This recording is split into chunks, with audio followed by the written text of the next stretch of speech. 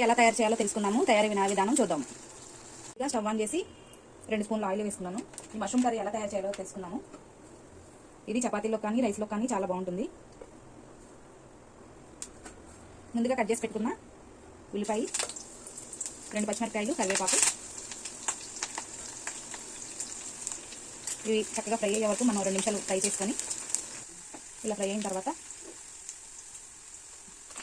Cut చేసి పెట్టుకొని శుభ్రం చేసి పెట్టుకున్న మష్రూమ్స్ వేస్తున్నాను. ఇవి నేను తీసుకున్న 100 గ్రాములు.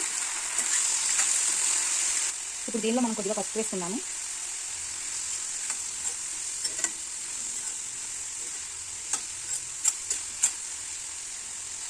అలాగే 1 స్పూను అల్లం వెల్లుల్లి పేస్ట్,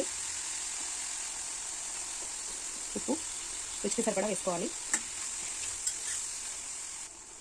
ఇప్పుడు ఇది ఫ్రై అయ్యేలోపు మనం గ్రేవీకి పట్టుకుందాము. ఇప్పుడు మనం గ్రేవీ కోసం కొద్దిగా తెల్ల నువ్వులు,